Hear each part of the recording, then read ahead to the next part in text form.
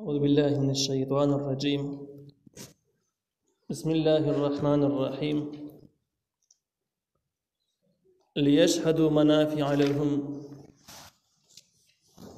ويذكروا اسم الله في أيام معلومات على ما رزقهم من بهيمة الأنعام فكلوا منها وأطعموا البائس الفقير. سورة الحج 28 نمبر آیت دی 28 نمبر آیات کې د حج د اوږدو سفرو د دومره کړاوونو تیرولو فائدہ ذکر کوي چې د خلک ولې تیروي او دومره لرو زګونو نه په لرو لارو باندې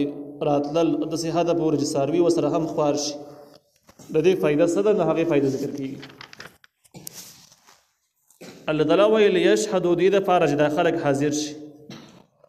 منافع لهم د هغه فائدو د فارج د دوی د فار دي. منافع دا جمع ده او د ګرایمر په اصطلاح کې دا نکیره ده، معرفه نه ده. نکیره چې کله په یو مثبت کلام کې راشي نو دا عموم پیدا کوي او چې کله منفي کلام کې راشي نو البته کې دا خصوص پیدا کوي. نو دې ځکه کې اشاره شوه دې خبرې ده چې د دوی فائدې عام دي، عام فائدې ډېرې دي. یو قسم له دنیاوي فائدې دي، بل قسم له اخروی فائدې دي. دنیاوی فائدې داري که دوی دغه ته حرام ته تجارت پکې وسره کوي نو هم کولی شي، دا دنیاوي فائده ده. دغه شان ته کې که د قربانۍ غوښې خوري ځان سره یې وړي نو هم کولی شي، دغه ورله هم جایز دی، دغه دنیاوي فائده ده. د دې سره سره دا هم دي ډېرو روایاتو کې دام دی چې د غربت ختمولو دپاره او د اقتصاد ټیکولو دپاره حج او عمرې سره د انسان مالی حالت ښه کېږي، دا هم دنیاوي فائده ده. اخروی فائدې چې کومې دي هغه هم ډېرې واضح دي، کوم چې احادیث مبارکه په تفصیل سره ذکر کړي احکام الحج کې ذکر شوي دي. نبی علیه السلام فرمایي چې سړی حج ته لاړ شي، حج وکړي، په داسې حال کې چې د ګناه خبرو نه پکې مکمل پرهیز وکړي، د ګناه خبرې ته ونه شي. نو دی چې کله د حج نه واپس شي نه داسې د ګناهونو نه پاک وي لکه د مور نه چې تازه پیدا شوی، یعنې ستن چې د کچې ماشوم نه ګناهونه نه شوي دغسې دغه کس به هم د ګناهونو نه پاک او ګناهونه په نیکو اعمالو سره معاف کېدل د هغې اصول مخکې موږ ویلي دي. یو دا ده چې کبیره ګناهونو دپاره توبه شرط ده، توبه به ورله وباسي. کم چې د مخلوق حق دی هغه به حواله کړي ځان پې بخي، کم چې خدایي حقونه دي او دا هغه صغیره دي نو دا په نیکو اعمالو سره معاف کېږي. نو په دې وجه به حج سره هم ډېر ګناهونه معاف کېږي، د جمعې د مانځه سره هم معاف کېږي، د روژې سره هم معاف کېږي، ځینې ګناهونه د اوداسه سره معاف کېږي، نو په هغې کې دا داخل دي. نو دغه اخروي فایده شو. ويذكر اسم الله عليه ويذكر اسم الله في ایام معلومات او بل دا چې دوی به یاد کړي نوم د الله تعالی فی ایام معلومات په هغه ورځو معلومو کې چې هغه معلومې ورځې دي، د قربانۍ ورځې دي درې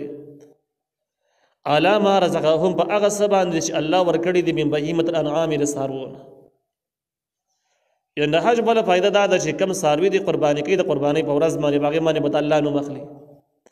نو د الله تعالی نوم اخیستل لوی عبادت دی په قربانۍ باندې، د قربانۍ په ورځ باندې. نو دغه یوه لویه فایده پکې دا شوله. دې ځای کې د الله تعالی د نوم اخیستلو ذکر وشو چې په څارو باندې خپل نوم د الله تعالی نوم واخلي.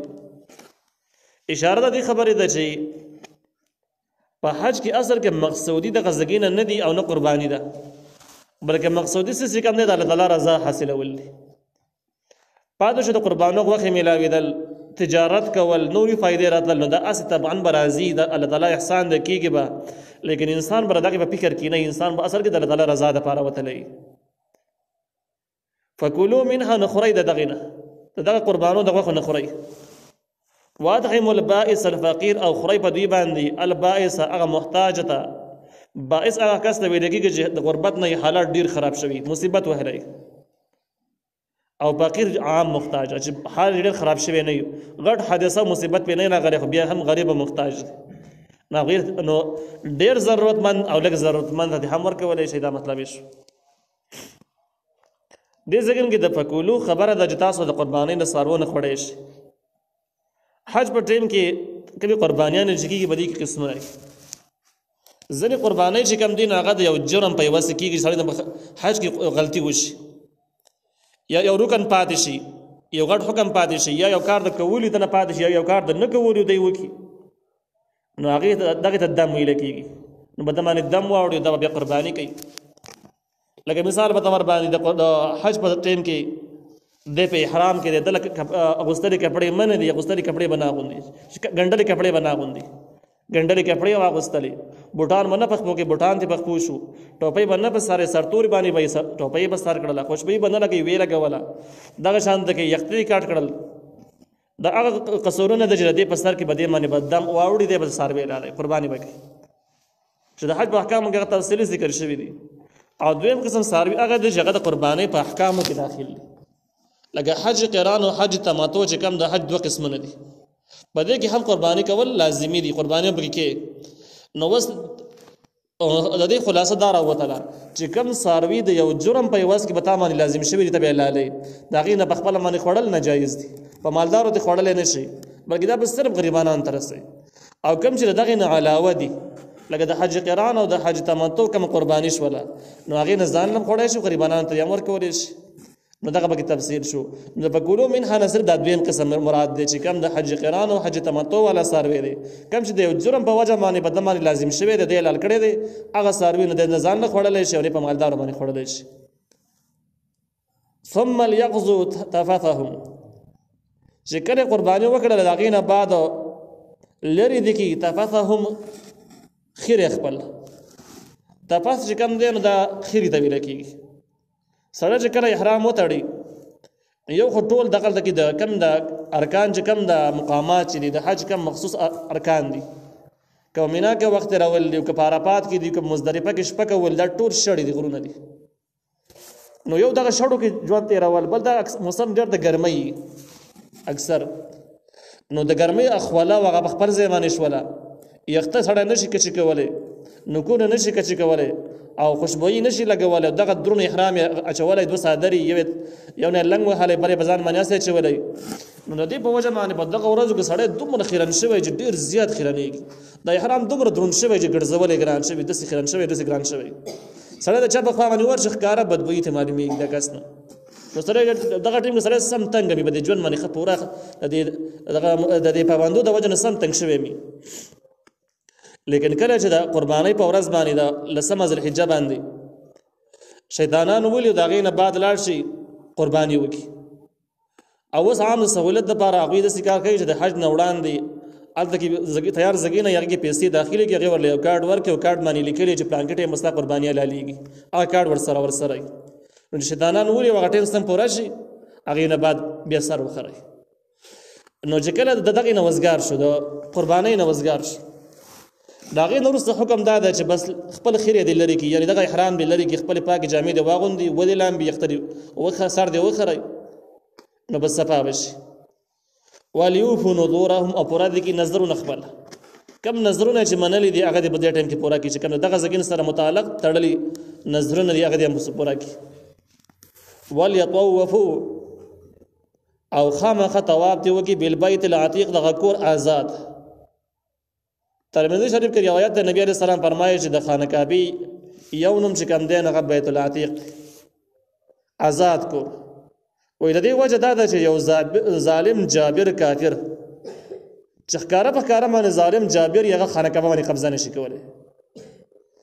او د ابرهه والا واقعه باقي کې مشهور واقعا د خواري وکړه خو کامیاب نشو نو دسي و دا یو آزاد کور دی ظالمان په قبضه کې ناراضي هغه د قبضه نه بیا بار کیږي او هغه الله تعالی هلاکوي دی آزاد کور شو نو چې کله دوی خیره لري کې ځان صفا کی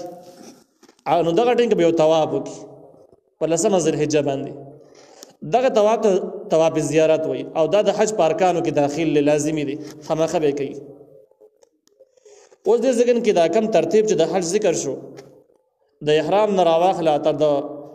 لمبلو پورې کپڑے بدلولو یختو کچ کول او د طواف زیارت پورې کم ترتیب ذکر شو نو د احادیثو کې ذکر دی او باندې ترتیب باندې کول چې کم دی نو وسدا څنګه خبره شو د دې کې پرس کمی زیاتې وړاندېواله رستواله وشي لکه سړی قرباني نه کړي سروي رال کړي نه دی سروي ټیم پر شوی نه یقینا مخکې ولمبر کپڑے واغستلې دغه شان د کې طواف زیارت وړاندې وکړي اختیار واست کچ کړه ترتیب ګډوډ څنګه قرآن ذکر کړي د سونه شو نو څه چل بوش دغه د امام ابو حنیفه رحمه الله او د امام مالک رحمه الله رائے دا چې دا ترتیب واجب دی ابو دغه د امام طحاوی رحمه الله یو روایت هم نقل کړي دی دغه بتایید کې چې دا ترتیب واجب دی او دا قول د امام حسن بصری رحمه الله چې یو لوی عالم دی بصری دا غم دی د امام مجاهد امام قتاده رحمه الله هم د قرای ده د امام شافعی رحمه الله په دې کې اختلاف دا دی چې دغه ترتیب سنت کبره ترتیب باندې ونه شو وړاندېواله رستواله به کې وشو نو سورانه به وشي سنت په ونه ادا نشي سنت چې کړه ادا نشي ثواب کې لکه ته کمی راغی چې کوم نو کمی به کې راغی نو وسو دوه خلاصه د سره وځي اختلاف سماره به ذکر وځي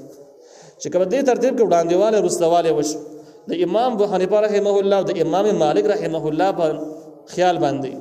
په دې سړی باندې دم وخت دا یو ساروي وس بل لاله یو ساروي په دمانه د دې د وجنم لازم چې ترتیب وران کړي دي او ځکه دا ترتیب واجب او د واجب پرې خو دري دي د امام شافعي رحمه الله خیال دا دی چې ګنده سنت دی سنت او پرې خو در باندې په اتفاق سره دم نه وړي ساروي علالول بنه لازميږي نو د دې ترتیب ورانېدل په وجه باندې ثواب په کمی راغی لیکن ساروي علالول به لازمي نشو لیکن فتوا تقریبا د امام مالک او د امام شافعي رحمه الله په قول باندې ده